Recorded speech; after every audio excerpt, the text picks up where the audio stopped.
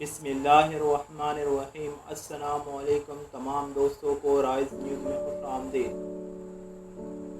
شاہ محمود قریشی کے دوروں کے بعد بھارتی وزیر خارجہ بھی متحرک، لیکن چین نے بھارت کو کیا جواب دیا؟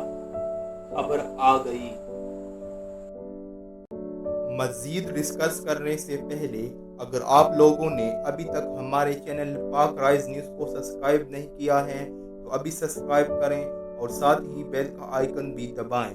اس کے علاوہ اس ویڈیو کو زیادہ سے زیادہ لائک کریں اور نیچے کامنٹ سیکشن میں اپنی رائے کا اظہار ضرور کیجیے۔ مقبوضہ کشمیر پر غاصبانہ قبضے کے حوالے سے چین نے بھارت کو جواب دے دیا۔ بھارتی وزیر خارجہ کی بیجنگ جا کر چینی ہم منصب کو راضی کرنے کی کوشش ناکام ہو گئی۔ چین کی لداخ کو بھارتی یونین ٹیریٹری بنانے کے فیصلے پر بھی تنقید۔ چین کی علاقائی خود مختاری پر ضرب لگانے کی کوشش قرار دے دیا۔ بھارتی وزیر خارجہ جے شنکر نے آرٹیکل 370 کے خاتمے سے پیدا شدہ صورتحال پر بات کرنے چین میں ہیں۔ چین نے مقبوضہ کشمیر میں بھارت کے یک طرفہ اقدامات کو مسترد کر دیا۔ چینی وزارت خارجہ نے کہا کہ بھارت کے مقبوضہ کشمیر میں یک طرفہ اقدامات پر ہمارا موقف اصولی ہے۔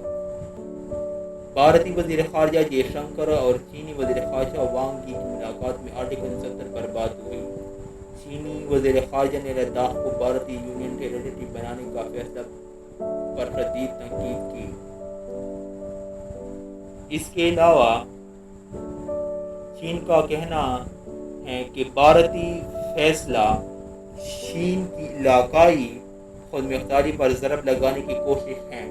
واضح رہے کہ وزیر خارجہ شاہ محمود قریشی پچھلے ہفتے چین کا کامیاب دورہ کر چکے ہیں۔ چین مسئلہ کشمیر کو اقوام متحدہ کی سلامتی کونسل میں اٹھانے پر پاکستان کو حمایت کا یقین دلا چکا ہے۔ چینی وزارت خارجہ کا کہنا ہے کہ چین مقبوضہ کشمیر کے مسئلے پر عالمی فورم پر پاکستان کے حقوق میں کھڑا ہوگا۔